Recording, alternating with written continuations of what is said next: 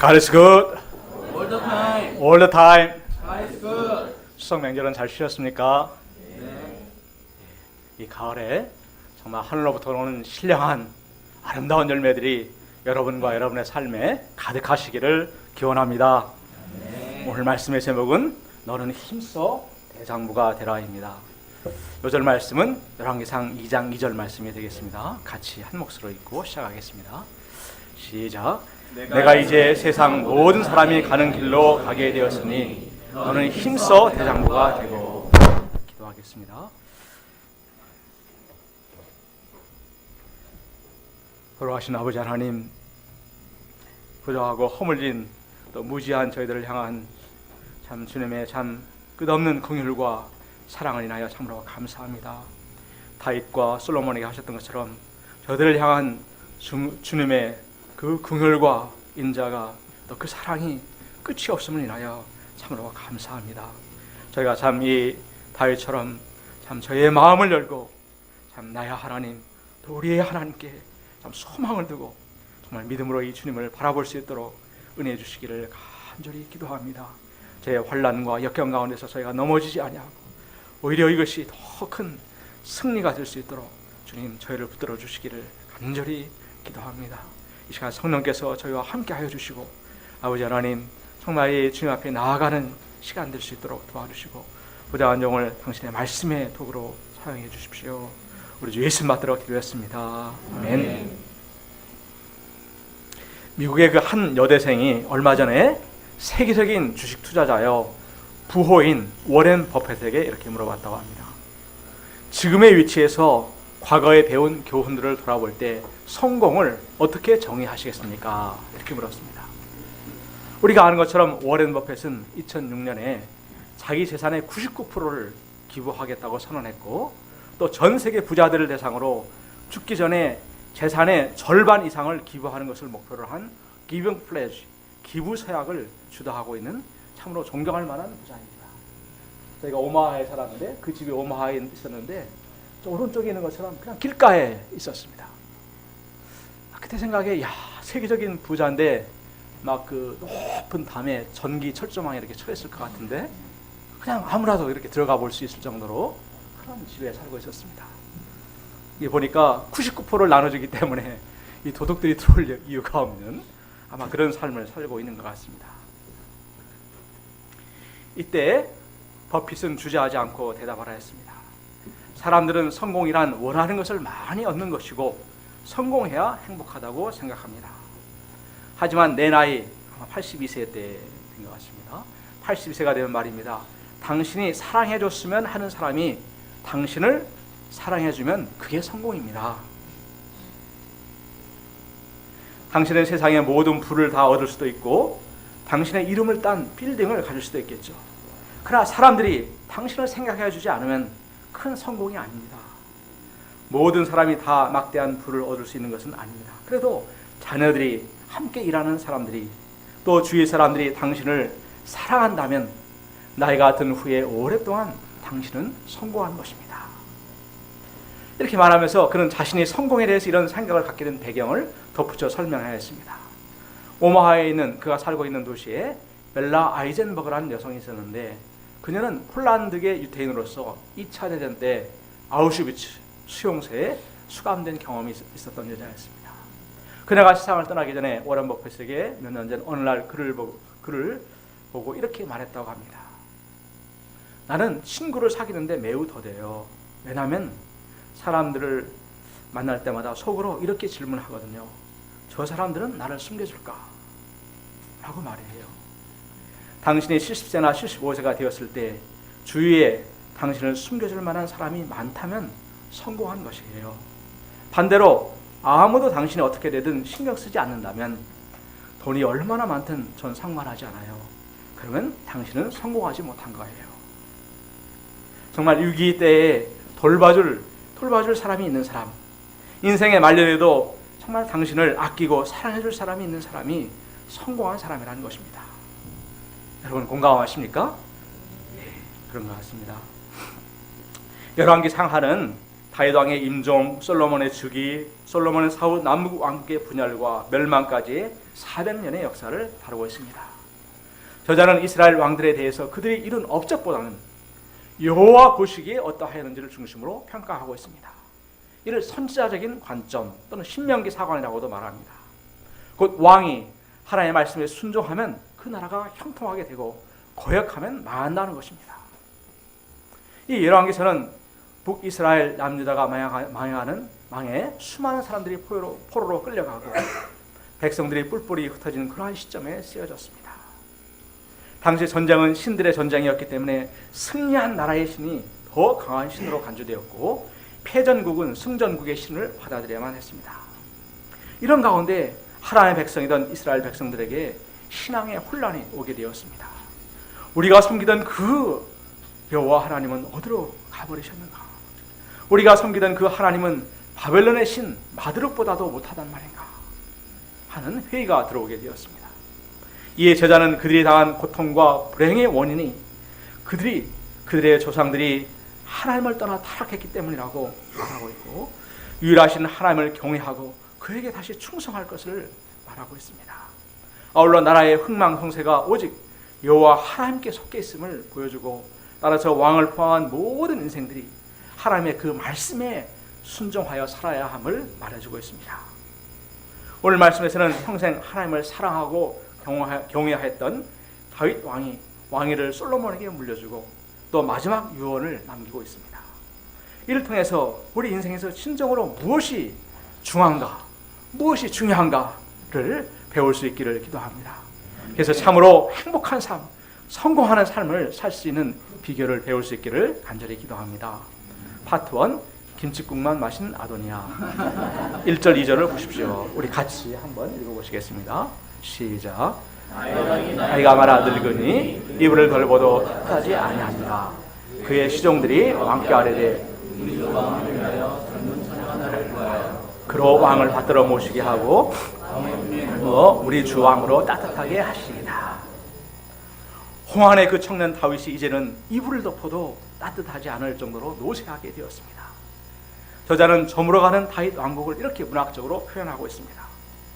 신하들은 당시 의술을 따라 아름다운 처녀를 골라서 왕을 모시게 하였지만 별 효력이 없었습니다. 다윗은 귀력이 쇠할 대로 쇠하여 왕궁의 집무실에도 나오지 못하고 주로 침상에 누워 있었습니다. 그리고 아들이 거사를 꾸미고 있어도 이를 전혀 알지 못하였습니다. 5절을 보십시오.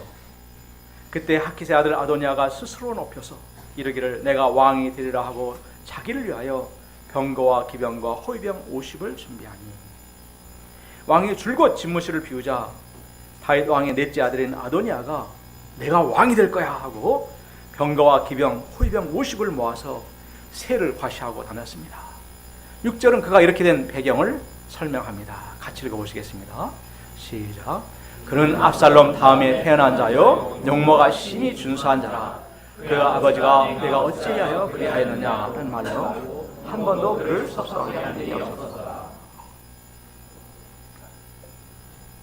다윗의 장남이었던 암논은 다말 사건으로 첫째인 압살롬에게 피살되었고 압살롬은 반역을 일으키다가 요압의 손에 죽었기 때문에 당시 아도니아가 실질적인 장자였습니다. 차기 왕의 후보 영순이었습니다. 또 그는 용모가 준수하여 백성들에게 인기가 많았던 것 같습니다. 다윗 왕으로부터 한 번도 평생에 책망을 받은 적도 없었던 그는 그 부왕이 살아계시며도 교만해져서 스스로를 높여서 왕이 되고자 거사를 꾸몄습니다. 당시 국방장관이었던 요압과 제사장 아비아달과 모의를 하여서 에르노겔에 자기의 모든 동생들 곧 왕자들과 왕의 신하된 유다의 모든 사람들을 초청하여 잔치를 벌였고 모인 사람들은 아도니아 왕은 만세수를 하옵소서 막 이렇게 외치도록 하였습니다. 신정국가인 이스라엘에서 종교적 영향 내에 가장 큰 대제사장을 영입하고 군대의 지휘권을 쥐고 있는 요압을 끌어들인 것과 모든 왕자들, 왕의 신하들을 불러 모은 것을 보면 그는 수완이 좋고 리더십이 있어 보입니다. 그러나 그는 결정적으로 이스라엘의 왕은 하나님으로부터 세움을 받아야 함을 알지 못하였습니다. 신명기 17장 15절 상반절은 반드시 내 하나님 여호와께서 택하신 자를 내 위에 왕으로 세울 것이며 이렇게 말하고 있습니다. 이스라엘 왕은 하나님을 대리하여 하나님의 그 뜻대로 백성들을 다스리는 자입니다. 그래서 하나님으로부터 세움을 받는 것이 가장 중요하였지만 그는 자신의 인간적인 조건을 내세워서 또 당시 실세들을 규합하여 스스로 왕이 되고자 한 것입니다. 그가 왕자들 중에서 솔로몬을 제외한 것, 또 다윗 왕을 가장 가까이 섬기던 사독 제사장 선지자 나단, 경호실장 브나야를 초청하지 않은 것을 보면 그는 하나님의 뜻이 솔로몬에게 있고 또 다윗 왕이 솔로몬을 의중에 두고 있다는 것을 어느 정도 알고 있었던 것 같습니다. 11절 12절을 보십시오. 같이 읽어보시겠습니다. 시작. 나단이 솔로몬의 어머니 바세바에게 말하여되 핫깃의 아들 아도니아가 왕이 되었음을 듣지 못하였나이까. 우리 주 다윗은 알지 못하시나이다. 이제 내게 당신의 생명과 당신의 아들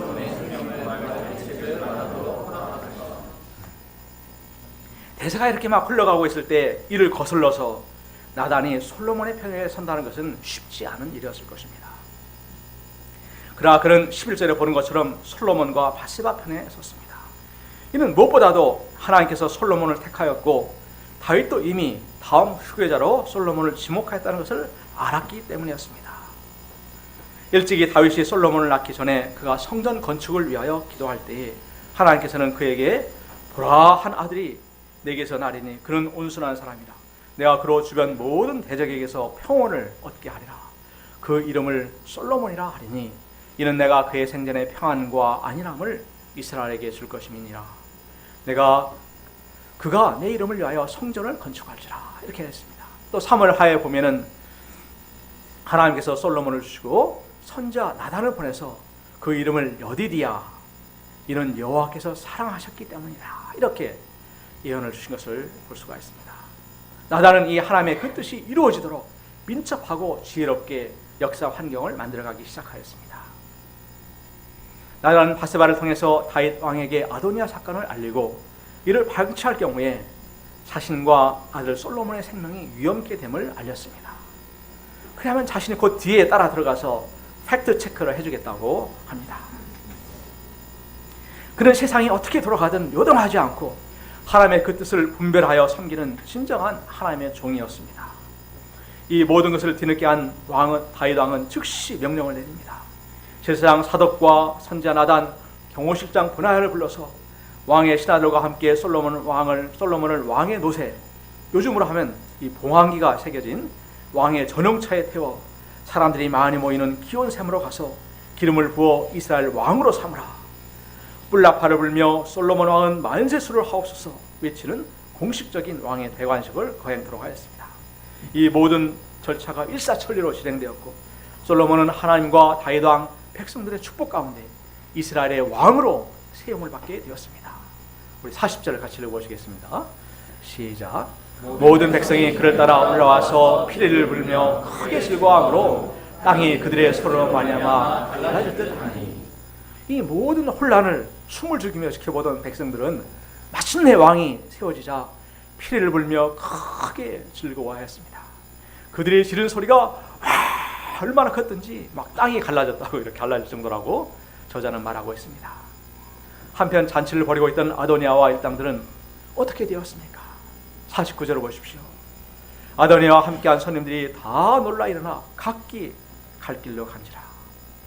그는 솔로몬의 즉위 소식을 듣고 놀라 한순간에 다 뿔뿔이 흩어져 버렸습니다.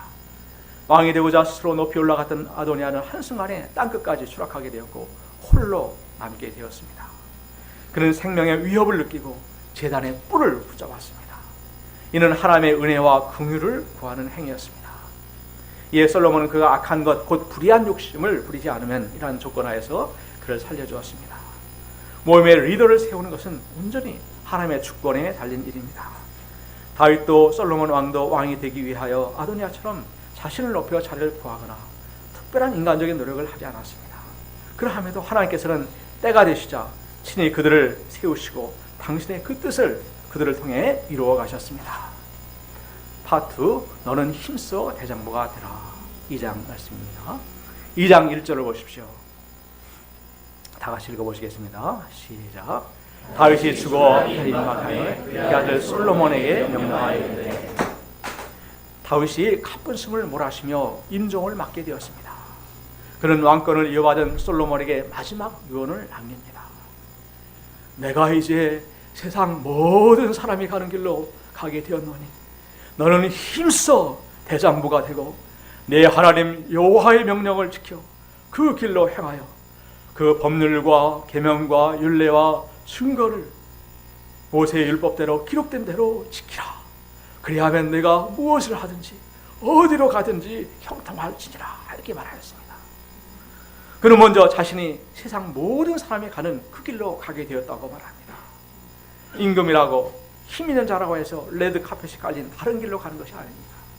인생에 가는 그 마지막 길은 빈부 고하를 막론하고 다 똑같습니다. 이때 솔로몬의 나이를 유대 역사가 요세푸스는 14세로 보았습니다. 어떤 학자들은 12세, 인터넷 자료들은 어떤 자료는 19세로 다양하지만 공통적으로 20세가 되지 않는다고 보는 것이 일반적인 견해인 것 같습니다. 역대상 29장 1절에서도 다윗은 온 회중에게 내 아들 솔로몬이 유일하여 하나님께 택하신 바 되었으나 아직 어리고 미숙하며 이 공사는 크도다 말합니다. 아직 어리고 미숙한 아들, 요즘으로 하면은 중3, 고1 정도밖에 되지 않은 그 아들을 왕으로 남겨두고 떠나야 하는 아버지의 마음은 정말 참으로 간절했을 것입니다. 수백 마디 말을 해주고 싶었을 것입니다. 그렇지만 아마 그는 평생에 그가 가슴에 담고 살아온 가장 중요한 교훈을 유언으로 남겼을 것입니다. 그것이 무엇입니까? 다시 한번 우리 2장 하반절 3절을 같이 한번 읽어보시겠습니다. 시작.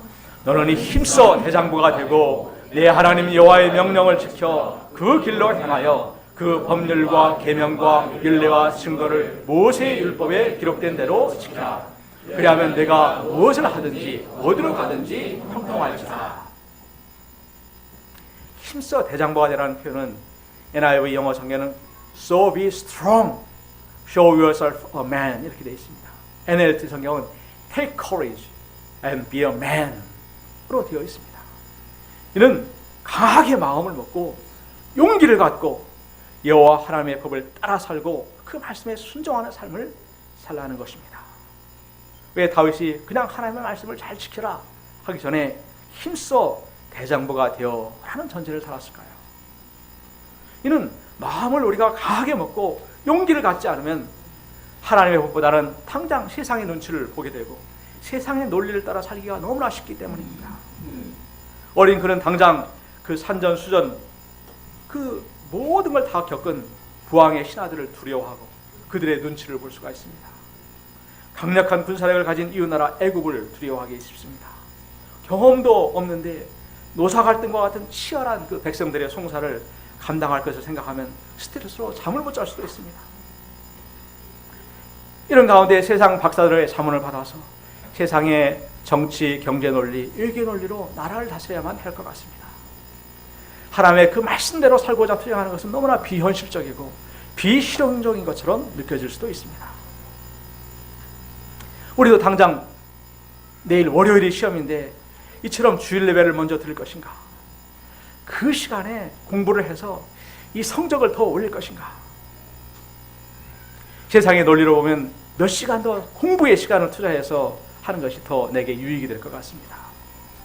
남들은 자격증을 따고 스펙을 쌓아서 착착 취업 준비를 해가는 것 같은데 나는 제자 수양의 심포지움을 준비하고 있고 또 막 싱어롱, 런치 미팅 또 이런저런들을 열심히 쫓아다니며 섬기다 보면은 느득 마음 한구석에 야, 너 뭐 하고 있니? 이러다가 내 인생 망하는 거 아니야? 하는 두려움, 피해의식이 들 수도 있습니다. 저는 이번에 우리 석채 목사를 통해서 큰 은혜를 받게 되었습니다. 이번 추석 명절에 석채 아버님은 추석 주일 오전에 10시 30분 표를 끊어서 이렇게 보내주었습니다. 이 차를 타고 가면 편히 시골에 갈 수도 있고 그리운 식구들을 여유 있게 만나고 옛날 다니던 그 지역교회에 가서 예배를 보면 너무나 좋을 것 같습니다. 또 현실적으로 아직 아버지의 후원을 받고 있는 상태이기 때문에 전에 정말 그가 해오던 대로 찬양을 섬기며 여기서 정말 예배를 드릴 것인가? 내려갈 것인가? 얼마나 갈등이 되었겠습니까? 그런데 그가 어떻게 했습니까?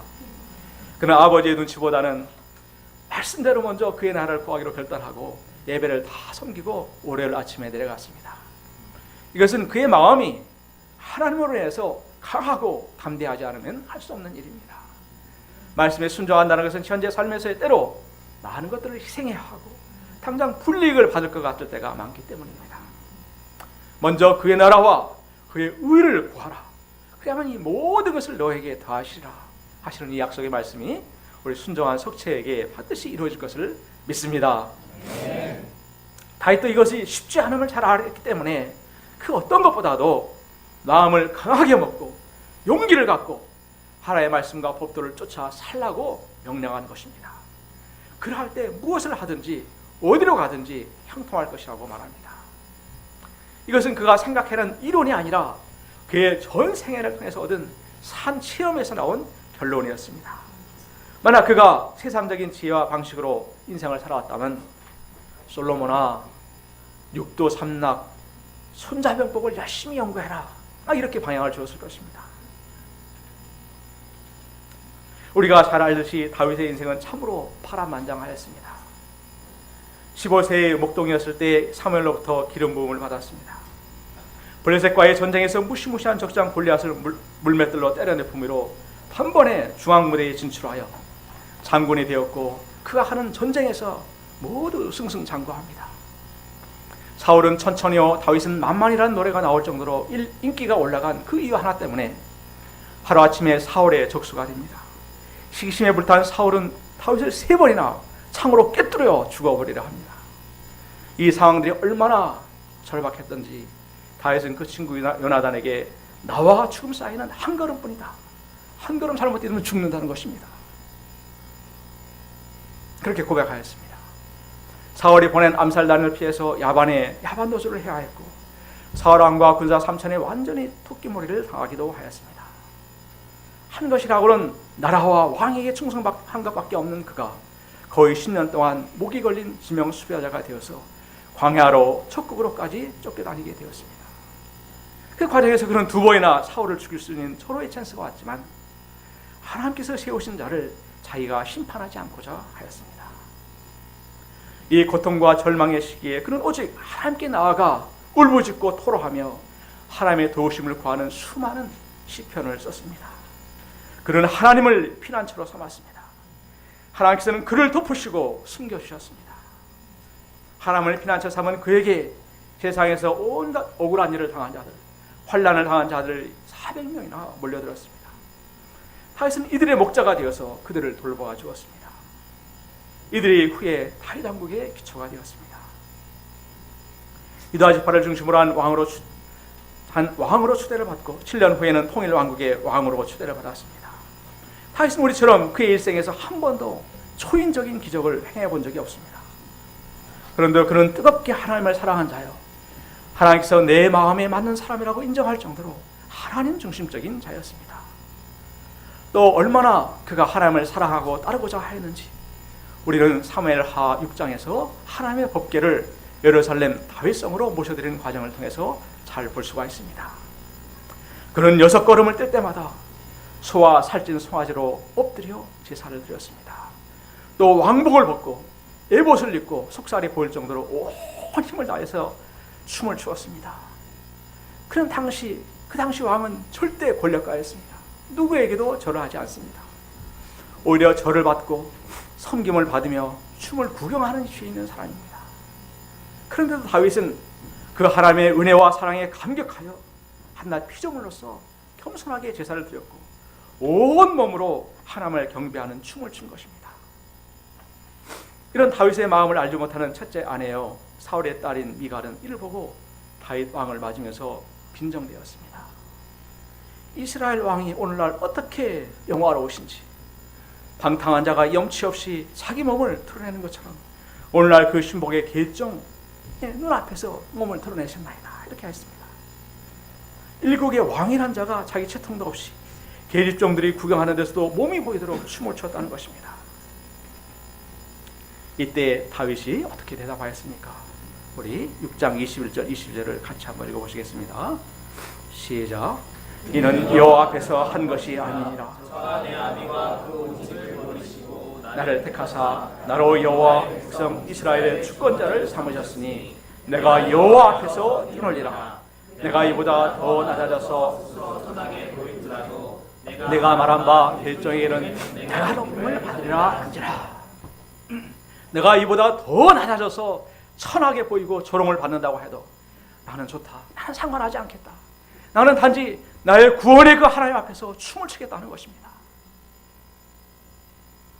또 아들 압살롬의 반역으로 자신의 궁에서 쫓겨갈 때는 그 시므이가 피를 흘린 자여, 사악한 자여, 가거라 가거라 하면서 다윗을 저주하였습니다.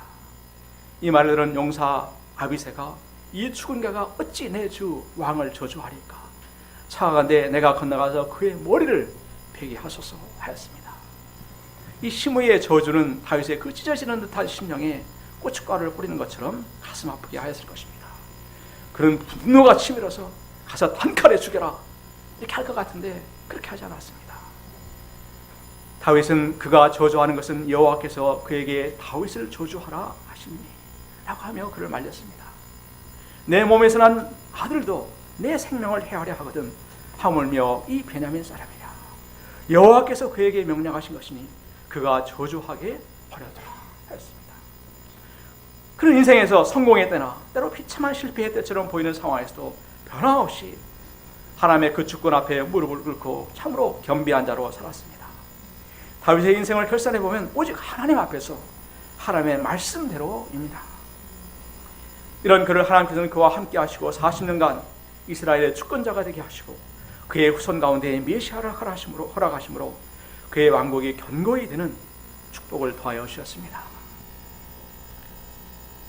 그에게 이런 하나님이셨기 때문에 어린 나이에 왕이 된 솔로몬에게 강하게 용기를 갖고 하나님의 말씀에 순종하는 삶을 살라고 명령합니다. 이 강함과 용기는 오직 다윗과 같이 모든 상황에서 마음을 열고 하나님을 바라볼 때 옵니다. 그럴 때만 우리는 대장부가 될 수 있습니다. 우리는 태생적으로 쫄장부입니다. 내가 감당할 수 없는 큰 일 앞에서, 내가 어찌할 수 없는 질병 앞에서, 죽음 앞에서 두려워하고 쫄아들 수밖에 없습니다. 강하고 담대한 사람과는 거리가 먼 자들입니다. 그러나 다윗처럼 오직 전능하신 하나님, 온 우주 만물을 지으시고 다스리시는 하나님, 살아계셔서 그를 찾는 자를 눈동자처럼 바라보시고 지키시는 그 하나님을 바라볼 때 우리는 그 눈앞의 현실에 쫄지 않고 강하고 담대한 마음을 먹을 수가 있습니다. 세상의 법 위에 더 큰 하나님의 법으로 다스리시는 하나님, 세상의 상관들, 세상의 왕들 위에 높이 계시고 이들을 세우시기도 하고 폐하기도 하시는 그 하나님을 바라볼 때, 또 이 하나님을 절대적으로 사랑하고 신뢰할 때 우리는 강하고 담대해져서 하나님의 그 말씀에 순종하여 살 수 있습니다. 아멘. 이때 무엇을 하든지 어디에 가든지 형통케 되는 축복을 받게 됩니다. 여기서 형통하다의 사전적인 의미는 모든 일이 뜻대로 잘 된다 의미이지만 원어적으로는 지혜롭게 되는 것을 의미합니다. 하나님의 그 말씀을 붙들고 살게 될 때 하나님의 그 뜻에 따라 살게 되고 가장 지혜로운 삶을 살게 됩니다. 어리석고 바보 같은 짓을 하지 않게 됩니다. 자기 성실과 의지로 살면서 성공하는 듯 하다가 어느 날 하루아침에 꼬꾸라지는 사람들을 보면 하나같이 어리석고 바보 같은 짓을 해서 때문입니다. 하나님의 그 말씀을 붙잡고 순종하여 사는 사람은 온 세상의 주인이신 하나님의 그 뜻을 섬기며 사는 참으로 복된 자들입니다. 모든 계명의 핵심이 하나님 사랑, 이웃 사랑이기 때문에 말씀에 순종하는 삶은 우리 지난주 특강 말씀처럼 결국은 목자의 삶을 사는 것입니다. 다윗과 같이 힘든 자, 환난 가운데 있는 자들의 목자로 살 때 하나님의 사랑을 다시 듬뿍 받게 되고 이웃 사랑을 받게 되는 참으로 행복한 삶, 성공하는 삶을 살게 됩니다. 이러한 삶을 4절에서 다윗은 또 달리 표현하고 있습니다. 우리 4절을 다 같이 읽어보시겠습니다. 시작. 여호와께서 내일에 대하여 말씀하시기를 만일 내 자손들이 그들의 길을 삼가 마음을 다하고 성품을 다하여 이스라엘 왕위에 오르는 사람들이 내게서 끊어지지 아니하리라 하신 말씀을 확실히 이루게 하시리라. 마음을 다하고 성품을 다하여 진실되게 하나님 앞에서 행하라고 하십니다. If they work faithfully before me with all their heart and soul, 이렇게 말하고 있습니다. 그래야 할 때 그의 왕조가 영원히 지속될 것을 약속하셨습니다. 모세도 가나안 정복이라는 이스라엘 힘으로는 불가능한 큰 역사를 앞두고 엄청난 스트레스를 받고 있는 그의 시종 여호수아에게 비슷한 명령을 내리고 있습니다. 우리 여호수아서 7장 8절을 같이 읽어보시겠습니다. 시작. 오직 강하고 극히 담대하여 나의 종 모세가 내게 명령한 그 율법을 다 지켜 행하고 우로나 좌로나 치우치지 말라. 그리하면 어디로 가든지 형통하리니 이 율법책을 내 입에서 떠나지 말게 하며 주야로 그것을 묵상하여 그 안에 기록된 대로 다 지켜 행하라. 그리하면 내 길이 형통하게 될 것이며 내가 형통하리라. Be strong and very courageous. 이렇게 말하고 있습니다. 이 가을 학기 저희가 마음을 활짝 하나님을 향하여 열고 나의 하나님, 우리의 하나님, 우리 선배요 조상들의 하나님을 더욱더 사랑하고 믿음으로 강하고 담대한 하나님의 종들이 될 수 있기를 기도합니다. 아멘. 그래야 하나님의 그 법을 따라 삶으로 어딜 가든지 무엇을 하든지 참으로 형통한 자들이 될 수 있기를 간절히 기도합니다. 아멘.